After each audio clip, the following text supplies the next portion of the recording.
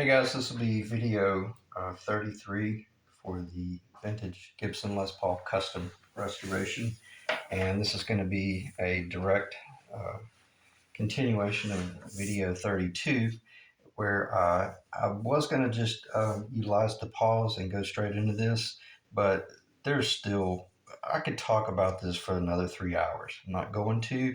I'm going to do everything I can to finish anything that we need to know or be aware of about doing a fretboard in this video.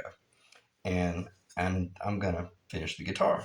So this is what I meant a couple of videos back, or 3 or 4 videos back, where I got to get this behind me, because if I just sat in the shop for a day and a half and knocked this stuff out and glued it on the guitar, it would have been a grave disservice, and there wouldn't have been any sense in even making the video series. So let's dive right back in, and let's imagine that we just got all the tape off and it's ugly. I mean, it's ugly. It better be ugly. There better be binding hanging over, running proud, running high. If the binding is a little crazy, don't worry too much about it. Maybe just verify that your fretboard is straight, or if you're working with a problematic fretboard, I'm going to show you. We're going to do some power on stalls here in a little while, so we're going to start getting a little bit more advanced. And I'm going to talk about what I would do if it was a little problematic. But we just pulled off the tape, and it's got glue all dried and funky and nasty. What's the first thing we're going to do? Slow down. Do not start, don't grab up a large block of flat surface and start rocking and rolling. This stuff is ABS plastic. You hit it with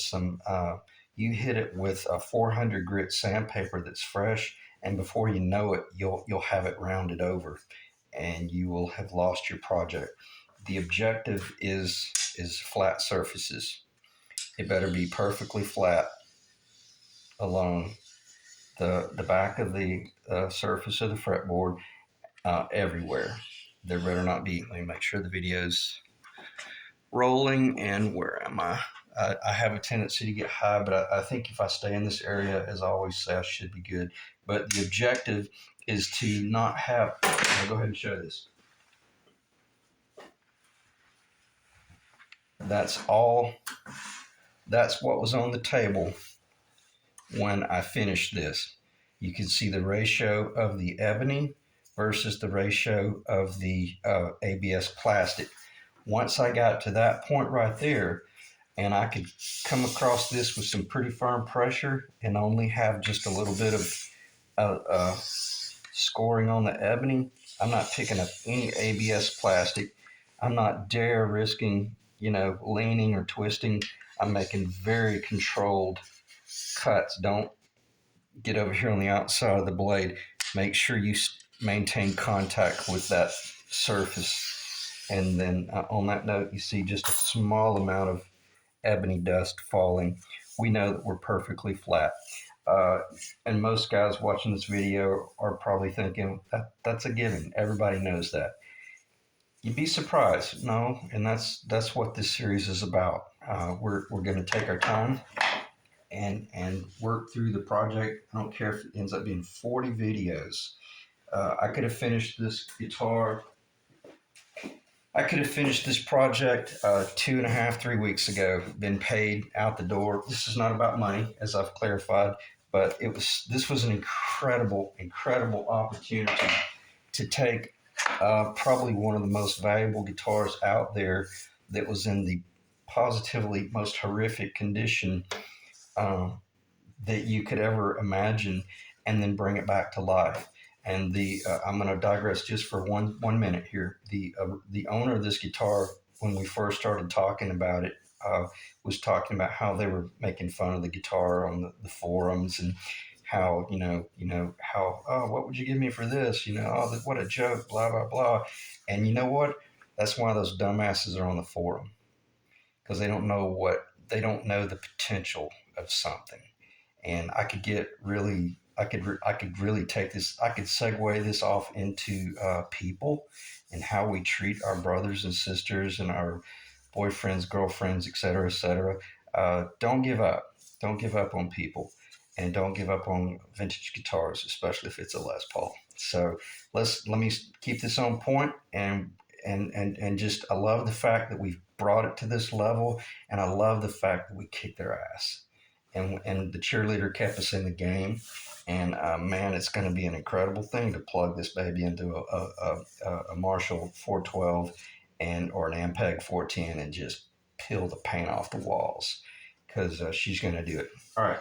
So what would I do? I'm sitting there looking at a nasty, ugly back, but I know it has the potential to clean up. First thing I'm going to do is come in here with a large chisel. Don't come in here with a small chisel, because, man, you will very quickly round off that edge. What I'm going to be doing here, I'm going to be doing just rough mass out. And see how I just kissed that? That's incredibly dangerous. So I'm not going to do it anymore. But you're gonna be working. I'm going to hold it high.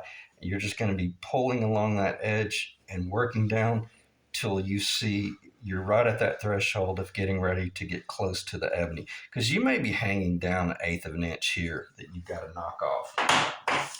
Once you get down to that bottom, then you come in, and if you want, come in with a crosscut file, flat back. Don't use any of the round over, and you can start coming in here.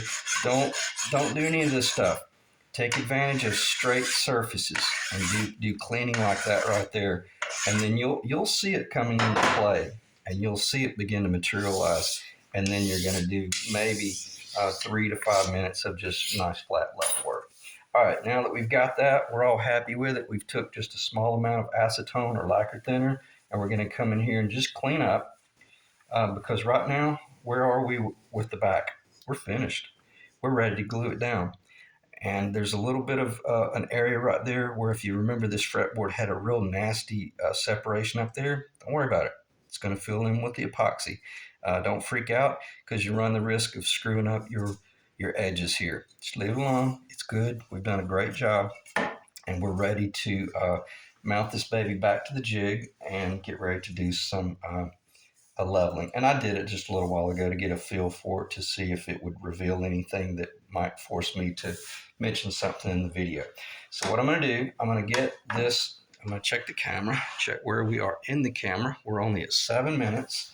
So I'll try to keep this around 25 to 30 minutes, but I'm going to finish the fretboard discussion even if we have to talk for an hour. So, do I need this? No. Might I need these chisels? I always love having my surgical close by. Probably going to need this, a little brush. Where I'm going with this, stay clean. Keep your, when you're getting ready to do a job, know what tools you might possibly need, and only have those tools on the table. Otherwise,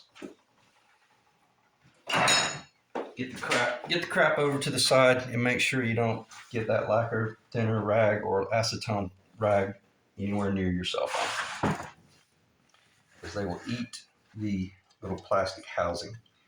Small screw, very, very small screws. We're about to fasten back to the original location.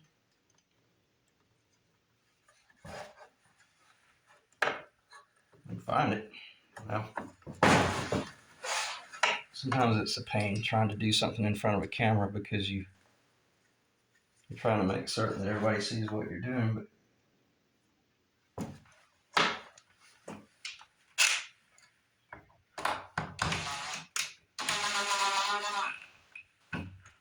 make sure that's below the surface. You should have already done that, but don't hit this thing too hard, because I think we all know what will happen to a quarter sawn board. If you overstress it with a screw, you'll split that fretboard just like that. So, all right, we're centered enough to do what we're about to do. And what do I need to discuss? We've got our jig that we trust, that we know, even with 150 grit sandpaper on here, we're going to be able to lay this on the surface, and this is ABS plastic. It's going to cut that plastic immediately. 1 pass, 2 pass, stop, clean up, stop, clean up. Where's my dust brush? Keep your brush. I would probably just keep the vacuum close by, um, or either. But you'll find that this is fine. And get your coffee out of the way, which you just lost. Now it's full of ABS plastic. All right, so basically we're going to stay clean and we're going to stay organized.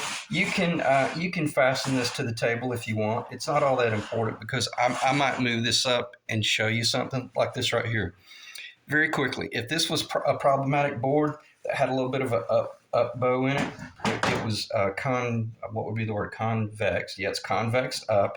Then you could have left that mother of pearl out, and you could have fastened a little screw through it and done all of this almost 100% complete finished machine work. You could have put a screw there, you could have put a screw there, and then you could have installed that mother of pearl even after the frets were put in, if you had to. Well, you would have to, because the objective is to keep this fretboard perfectly flat. And you're thinking, well, what's going to happen when you turn it loose? Well, it's going to bow up. But you're going to have a perfectly finished fretboard that will, almost broke the thing, that I'm exaggerating, it will be bowed, but then guess what happens once you glue it to that neck lower? Well, it's flat, so it'll flatten back out. And then the truss rod in there, especially if it's a double truss rod, will overpower any sort of problematic issues. Do we want to work with stuff like that on our first guitars? Absolutely not. That's you should have just bought your fretboard. All right, I'm roughly in the center. And this one, I will kind of go back and forth a little bit.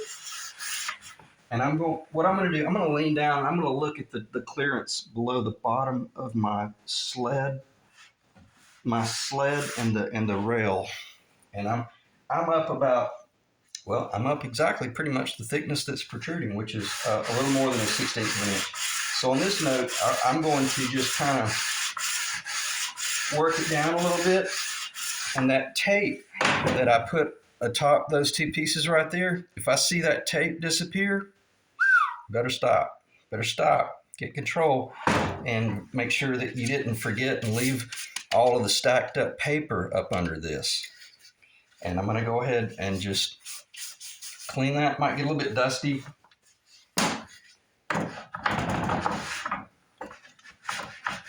Oh, see, fretboard jumped a little bit. Now, is this dangerous? Let me think for a second. Yeah, I better do this. Because it would be absolutely horrible, especially on camera. Not that I'm worried about my ego. I could care less about my ego. I want to make sure we don't make a mistake here with the I'm guessing at the center, but I trust my jig. And when you trust your jig, you can take chances like this. That should be fine. I'm probably not going to take this to precision finish just because I don't want to risk destroying the neck. But I'm going to watch this back here and I hope that's on camera okay.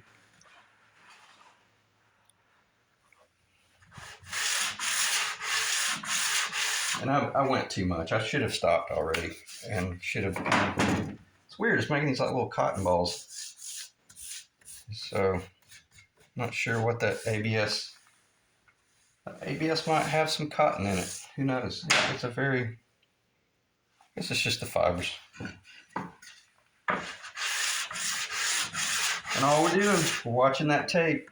We're watching that tape. I put some tape up there, tape there, and tape there, obviously. And as long as I'm looking, I can sit here and just start putting a little bit of pressure on it.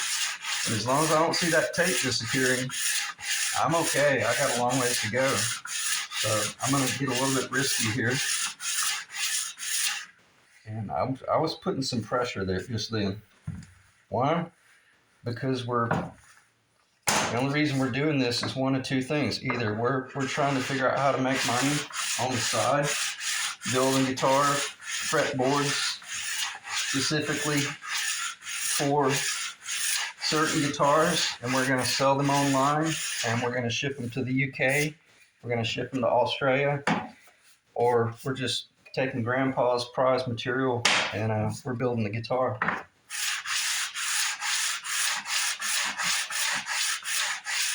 And if you're fortunate enough to be retired and not really worried about the income side of things, don't give the stuff away, because it's bad enough that we've got you know who since the 70s destroying the value of the market.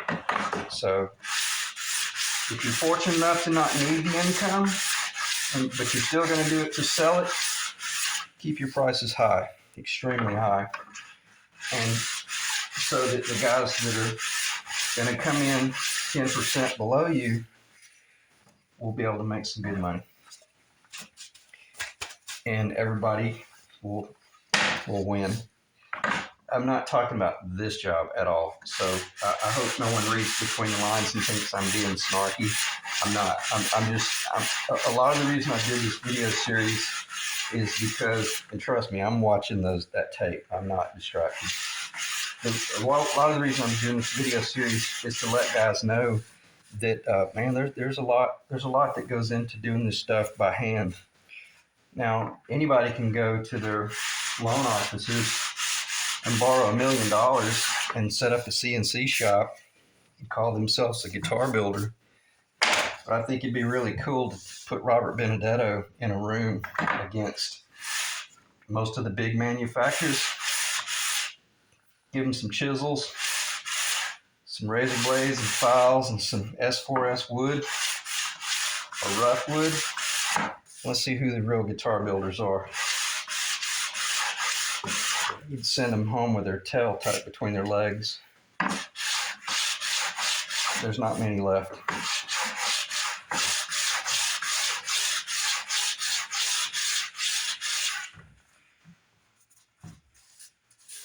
And we're getting pretty close. So, but you're still catching your finger now. Let me check the time.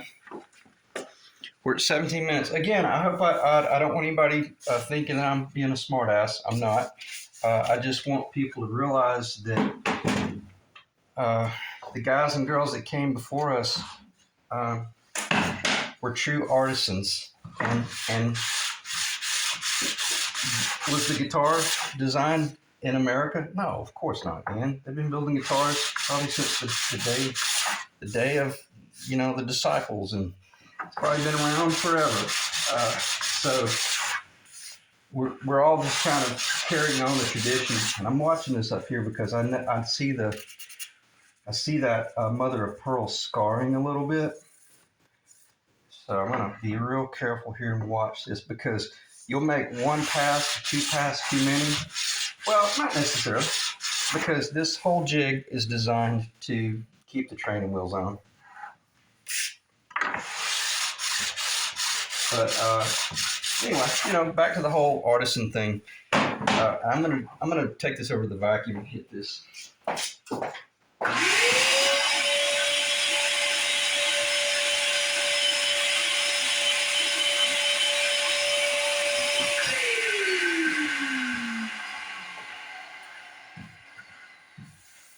But I think anybody could read between the lines and know that I'm just being. I just wanted to do this video series to show, there's a ton of artistry there, but there's also just a ton of general woodworking knowledge that's there, and that's why I mentioned in one of the videos. It's just as rewarding to sit there at a bandsaw cutting out little parts for choo-choo trains as it is to sit there at a bandsaw and cut out parts for, the gussets for an aircraft wing for a Pitts. Why would you want to build an airplane if all you want to do is just pull the trigger on some power tools? Don't build an airplane. You got to figure out where to store that thing. Just build choo-choo trains. They're a lot easier to keep up with. All right, I'm getting dangerously close because I'm beginning to see that scar a little bit, and so I'm going to back off and probably, what am I going to do? So I'm beginning to see some scarring, and it's even scarring into the, not scarring, just it's kissing, and it's even beginning to kiss that tape. So do I pause the video? It's a little high back here though. I notice that when you're working something, you tend to do more cutout in the middle. That's what I was talking about, doing those real controlled passes. Let's see if that was in the camera. You start at one end, and you do an equal amount of cut. If you just sit here and go, well, yeah, of course you're going to work that area out right there. But if you're back here, or maybe start in the middle and pull back to you, see, I'm kissing that ebony a little bit right there, but I'm not kissing the tape. So it's okay. I'm not risking damaging anything here. I hope that stays in the camera. But you probably should do very controlled passes. Just to remember how I talked about flipping the tool. And trust me, I'm watching this. I'm not getting lost into nostalgic conversation here about who actually designed the guitar. All right, beginning to cuss. All I did just then, I just made sure that the tool was in the track. Yeah, I'm getting where I want to be now. This is where I'm going to slow down, and I may even end the video so that I do all this off video and make certain that I don't, make a mistake. Or I'm glad this happened. I mean, not that anything happened. What you want to be doing is this in the video? Every now and then, because this is wood to wood and we're putting some extreme pressure on it, you want to come in here and verify, is there anything weird going on? Or maybe I forgot to tighten one of the screws and this leg is lifting up. I didn't. I double checked that. So what you're wanting to do is come in here with a caliper and hit that and make certain that you're staying the same. We're doing machine work. And it's good. So if you don't have a caliper, we'll just use a square. And how much is too much? If there is some variation here, it could be visible. But I say that being a machinist. And keep in mind, I have a calibrated eye. Let me see if that'll show up.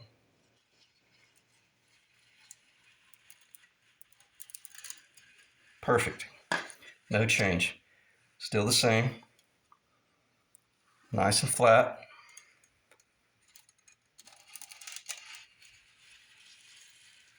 So on that note right there, I know my tool can be trusted.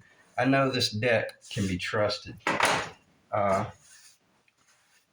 Why is that sandpaper kissing in the middle? Oh, I know exactly what it is.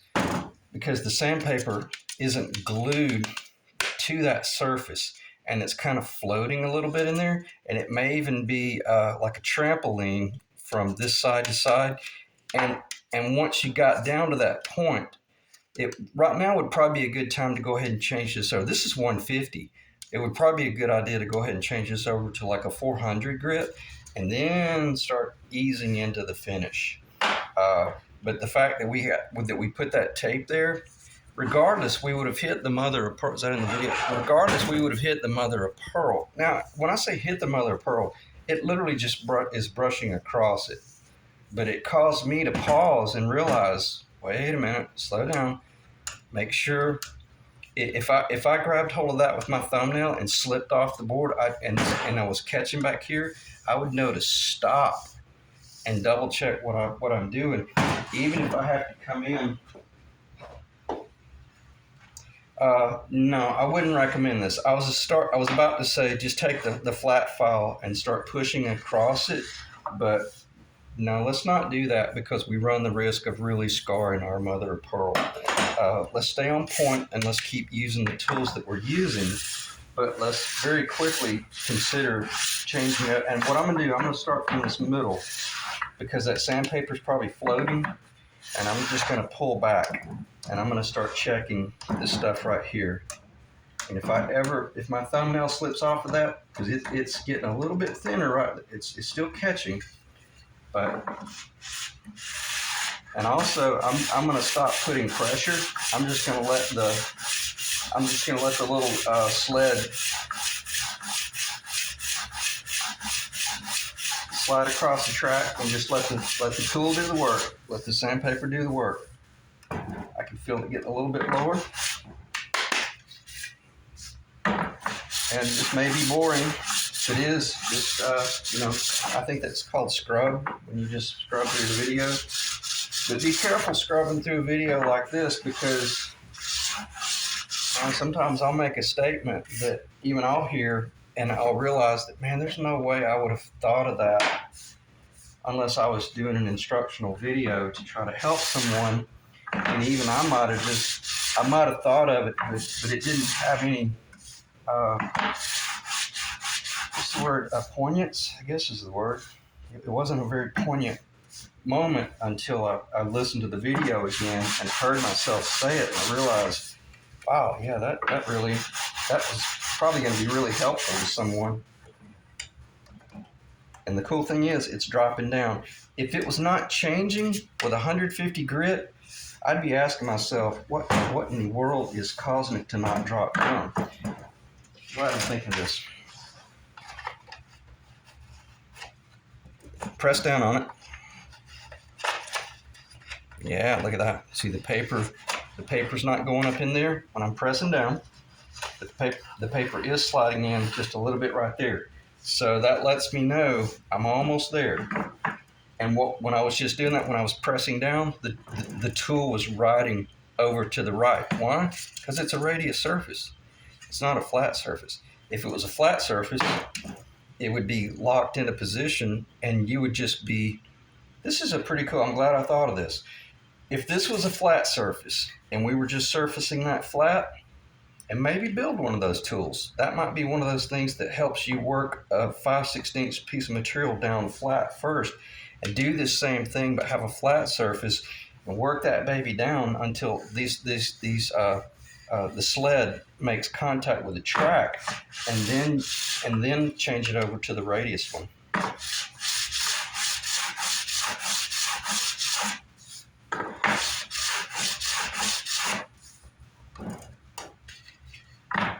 I flipped that 180 degrees just in case there was some sort of weirdness. Now I'm going to make some real clean, controlled cuts. I just put a little bit of pressure there. Why? Because I want to see that tape scar just a little bit.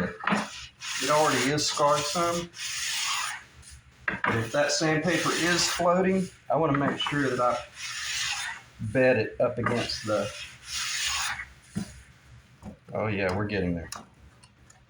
Very close. I don't think there's any way you could pull this off with a file, because we're achieving that continuation of the radius, because we're going to come in there with the frets, which are pre-radius. I got these from a guy up in, I guess it's Philadelphia Luthiers. Great company. Check them out. He sells on eBay as well. Philadelphia Luthiers. And he has good prices, pre-radius frets. I like him. I don't know him. I've never met him, never talked to him, but it seems like a good company. But because we've got that 12-inch radius, we got 12-inch pre-radius frets, even pre-cut long.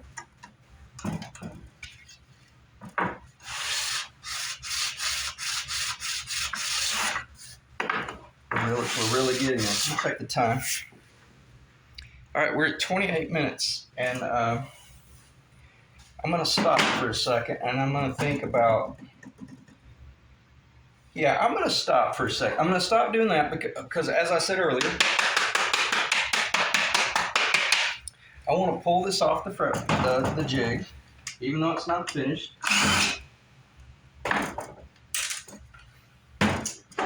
And we're through with the jig. It did a lot of mass relief for us. At this point, I'm going to come in, if I was getting close to finished, and I want to ask myself, all right, what's going on? Let me get this thing off the jig, because I want to make certain that nothing, there's no mistakes being, there are no mistakes that I can't see because it's bolted down to that jig. I want to put my paws on it. I'm going to start looking down it and asking myself, I'll let you guys look at it because I'll look at it later. See, I'm beautiful on the back. It's finished. It's ready to glue down, even with Titebond. You want to glue that down with Titebond? I'll hit this briefly. Just make sure that if you are going to glue it down with Titebond, and I'm going to do this with epoxy as well, drill a hole back here, very small, that's probably a 1/16.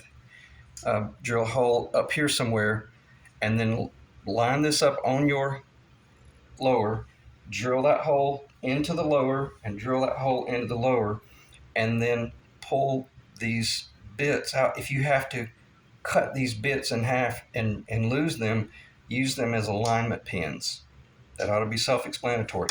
That way, when you come in here with your clamping caul, whatever type of caul that you use, you won't have to worry about it slipping. Because if you put Titebond on these surfaces and glue them together, if there's anything I can guarantee you, it's going to move. It's going to slide.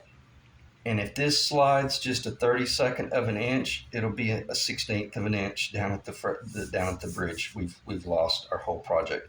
So I digress there a little bit, but it was triggered by the fact that this is clean enough. Clean it with all of the lacquer thinners. Get any oils off of that wood because this is very slippery.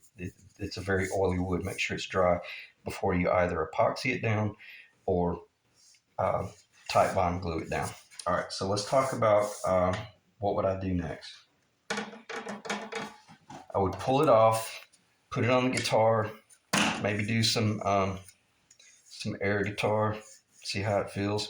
Put my little bitty clamps, clamp it onto the guitar neck. See, I can't really now because it's still long. I don't want to cut that off yet because I may not be ready. And when I do cut this off, I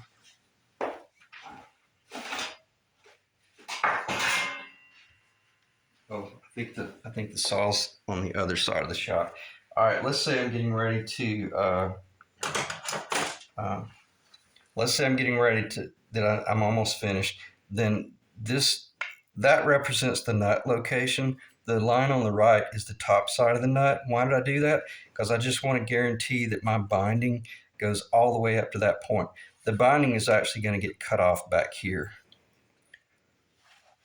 Let me get behind the phone. See that? I'm going to slide into it. First line. I'm sorry, I got the light on the right.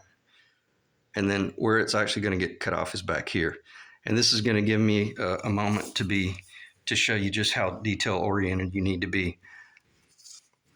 These pieces of these mother pearls, they are centered between the fret slots. This mother of pearl is shifted up about 1 millimeter. Why? Because I have the fret, which has the tang. The tang of the fret goes down, but the crown of the fret covers part of that ebony on the upper side. And when I don't have the bone nut, but when the bone nut goes, I might have to get behind the camera. That's where the bone nut is going to be. And where I'm going with this, the distance, the visual distance will be identical on just this one mother of pearl. And no one would have ever known that I shifted that mother of pearl closer to the nut. Why? Because the nut does not overhang onto the fretboard. The nut flushes with the end of the fretboard. All right, things like that is why I've done three different videos on how to build a fretboard. You got to think that way and on that level. And then because of the other luthier did such an incredible job removing this neck, and now I've got something I can put my hands on and I can use as a reference point. See, I've still got some distance to go on getting that material worked down. But look at our end. We're getting really close to our target. And you see how, I don't know if it shows up. I don't have time to stop. I don't want to stop. But by putting this end cap on first, the outer binding overlapped. And when you're looking at the guitars from the side, original from the factory and on our reproduction or our repair neck fretboard, we did not do the sides and do the cap with the joint being revealed here. Are those things critical? Yeah, Yeah, if you're working on a $5,000 guitar, you better do that type of stuff, because that's the difference between being lazy and doing exceptional work. So even just like with the neck, you can kind of put that together, and I can feel this original radius, and I can feel my radius, even though it's still sloppy out here. I've got a lot I got to cut off right here later on after I end this video. But you're just using reference points, and you're should I cover this? Yeah, I'm gonna go ahead and hit this because this is what I call trickery. This is where, okay, let's say we wanted this guitar to have, or maybe we made a mistake and our fretboard got too thin. Why can't we come in here and build it up? Why couldn't I come in here with a piece of ebony before I did the binding, and just bear with me. Imagine if I wanted a 1 inch thick neck, but I bought this project off of eBay because the guy had just thrown in the towel. He had all he could stand, and he screwed up, and his fretboard was too thin, and he's sick because he didn't hit his target. Blah blah blah blah blah. I can get this baby in my shop, and I can do that maple shim work, and I could build this fretboard up, or I could build that neck on the guitar up at just the low register location, and not affect anything up there. Uh, or let's say, and I'm going to create a real crazy what if here. Let's say something happened with his neck pitch, and he got the neck installed on the body with too high of a pitch, and now his strings, is that showing? And now his strings are. I'm gonna shoot the breeze here. Let's say he screwed up, got his neck pitched way too high, and now his strings are running crazy high at the bridge, and it's nearly 7/8 of an inch, and it's a 80s Les Paul. It's a beautiful guitar. Other than the fact, man, the guy that did the work didn't know what he was doing, but he did a phenomenal job on the build. We're not going to cut out his old work, but we're going to correct his mistake by adding mass material up here on a feathered pitch, and I don't want any gaps up here. But I'm gonna build up 1/8 of an inch if I have to out here, and it's paint grade. We'll deal with paint later on, and I'm gonna leave it. He did a good job out here. He hit the target at 1/4 of an inch, but he's effed up on his pitch. So this is what I meant in one of the early videos. There's things that I can do on the neck to clean problems like that up. You could do work like that. The clients would never know. Let me back up.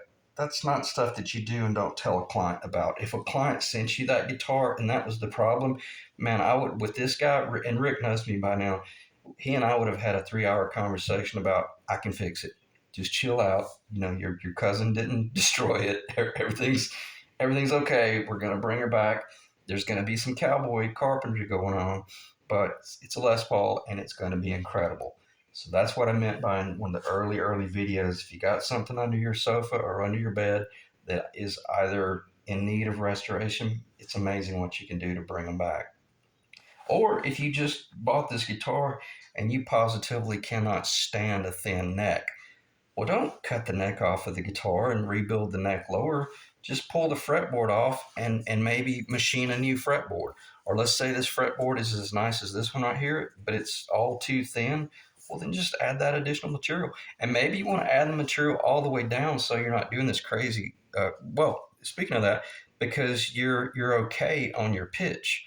Or maybe they didn't pitch the neck enough, and the bridge is buried so low into the body that you can't even hardly get the strings lower. I think you guys are following me by now. You should be able to follow the what ifs if I'm talking about right now. Uh, Maybe all of that's okay, or maybe he didn't have enough pitch. Well, then by having a little bit thicker fretboard, be careful. Don't a 16th of an inch here would be, your little sister could look at that and go, something's wrong. What is this? You know, any untrained eye would be able to see that. So all I'm saying, I'm kind of creating some what ifs here, but we're not just dealing with component 1, 2, and 3. That question mark component that it gets buried behind the binding that no one ever knows about could be the difference between this guitar playing incredible, feeling incredible, or actually feeling corrected.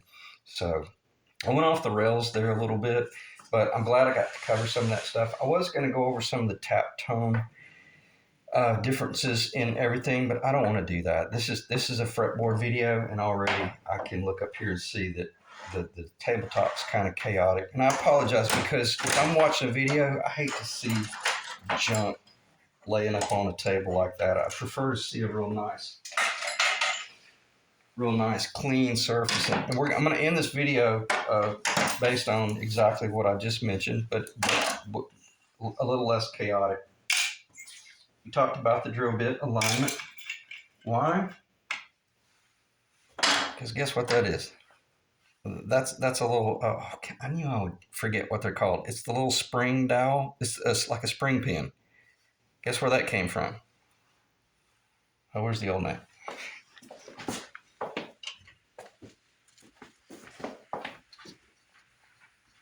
Original neck, right? That's where it was.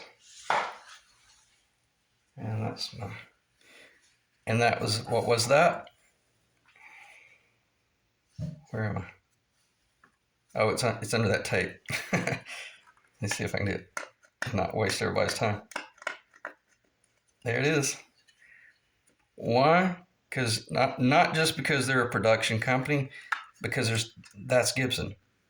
They know how to do things like that assure, and I don't think I'm giving any sort of intimate, build knowledge, but you could do 10 fretboards a day, and then you could use that glue, hit it with a clamp, and you don't have to worry about that thing going crazy on you.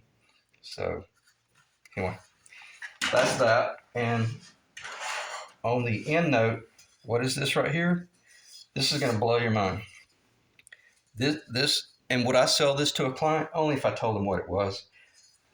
This board that makes this fretboard was originally only this long right here, but it was insanely thick. It was, I can't remember, it was close to a 1/2 inch thick. I book matched it this way and opened it up. Why? Because I was kind of curious to see if you could actually pull it off. I knew that this grain was insanely straight. This is Palo Ferro, or called Bolivian rosewood, and the tap tone is insane. Even with this maple laminate on the back, we'll call it engineered, like an engineered material now. But when I did that join, I made certain that, I think that's the 12th fret location. No, this is the 11th. That's exactly where the 11th fret location would be on a 24, and I think this one would work on a 24 3/4 inch scale. Yes. Well, let me see. See, here's the see, that's the 12th mother of pearl. That's the 12th fret. That's the 11th fret. And this was all done before I ever received this. This was done like a year ago. I did this a year ago. So if that's the 11th fret, and that's a given, now we're building this fretboard in my left hand based on the 11th fret location. And can we call that the nut location if that's a 24 3/4 inch scale? Absolutely. All day long. And this is a testament to engineering. The Tundra Man calculator, all this was calculated at 24 3/4, I'm pretty sure. Let me make sure that's, I may be wrong. Let me see. I may be wrong. I'm sorry. I wasn't looking at the camera. But let's say it did hit, then I would be able to use this Bolivian rosewood. I know I can down there as a 24 3/4 inch scale, but it was intended. I was considering putting this on my 59 replica and just seeing what you can really do. And is the tonal aspects there, well, you tell me.